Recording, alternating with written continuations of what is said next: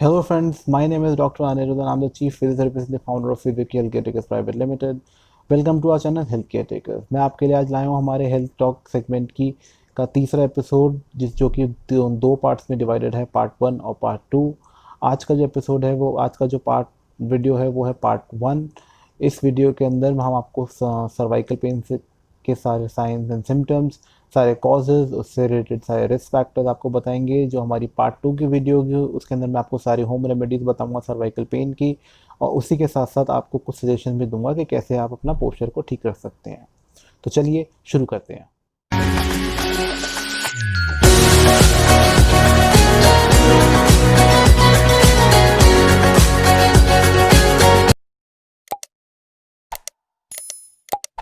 तो हम बात कर रहे हैं नेक पेन के साइन और सिम्टम्स के बारे में। जो पहला साइन और सिम्टम होता है वो होता है स्टिफ नेक, यानी कि अकड़ी हुई गर्दन। आपको गर्दन थोड़ी अकड़ी हुई सी महसूस होगी, स्पेशली तब जब अपनी गर्दन को इस तरीके से घुमाएंगे तो आपको लगेगा गर्दन अकड़ गई है।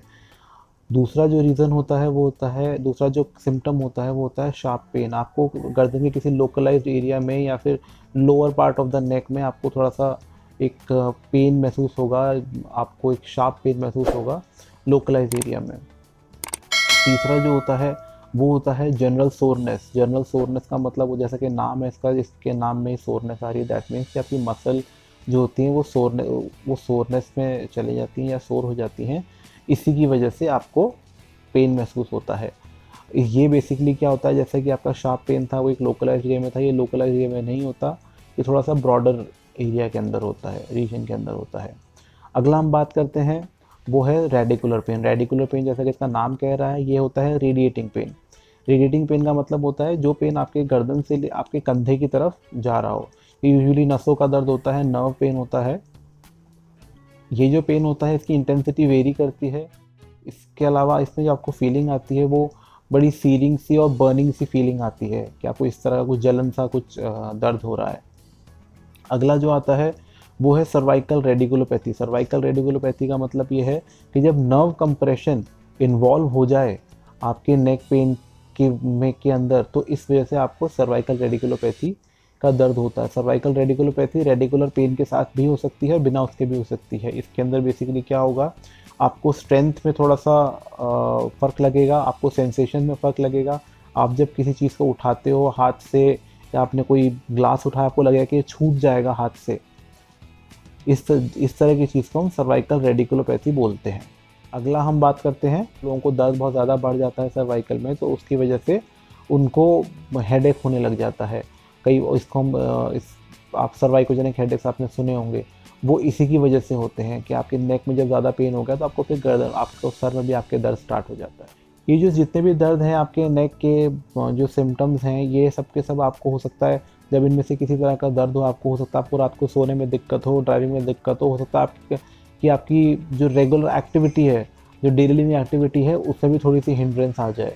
क्योंकि नेक एक ऐसा जॉइंट है हमारी बॉडी का, एक ऐसा एरिया है हमारी बॉडी का जो सबसे ज़्यादा यूज्ड और सबसे ज़्यादा नेगलेक्टेड एरिया है, और सबसे ज़्यादा एक तरह से डेलिकेट एरिया भी। अब हम बढ़ते हैं कॉजेज़ की तरफ। जो कॉजेज़ होते हैं, कॉजेज़ में जो सबसे पहला जो कॉज आता है वो होता है डिहाइड्रेटेड डिस्क। अगर आपको याद हो, आपने हमारी लंबर बैक की एपिसोड की जो सेकंड एपिसोड की जो फर्स्ट वीडियो है, फर्स्ट पार्ट की जो वीडियो है, अगर आप उसको ध्यान से देखेंगे तो सब में आपको समझाया है कि हाइड्रेटेड और डिहाइड्रेशन में क्या होता है। जब हम पैदा होते हैं तो हमारी जो स्पाइन होती है, जो हमारी बैकबोन होती है, वो हाइड्रेटेड होती है। जैसे जैसे हमारी एज बढ़ती है वो हाइड्रेशन ख़त्म होता जाता है, और इसी की वजह से जो हमारी जो डिस्क होती है बीच में, वो डिहाइड्रेटेड हो जाती है और वियर एंड टियर बढ़ जाता है। तो पहला रीज़न तो होता है डिहाइड्रेटेड डिस्क। दूसरा रीज़न होता है हर्निएटेड डिस्क। हर्निएटेड डिस्क में क्या होता है, बेसिकली जब हमारी जो नर्व होती है, जो हमारी जो डिस्क होती है, उसकी बल्जिंग हो जाती है, वो बाहर आ जाती है उसके अपने बाहर की लेयर को तोड़ के। इसकी वजह से वो जो बाहर जो उसके आसपास की जो नर्व जा रही होती हैं उनको वो कंप्रेस करती है, और जब वो कंप्रेस करती है तो हमें एक पेन महसूस होता है, जिसे जैसा आपको पहले बताया रेडिकुलर पेन महसूस होता है। उस तरह का दर्द आपको महसूस होता है, या फिर आपको सर्वाइकल रेडिकुलोपैथी जैसी चीज़ें हो जाती हैं, आपको लगता है कि हमारी सेंसेशंस कम होती जा रही हैं या स्ट्रेंथ कम होती जा रही है हाथों की।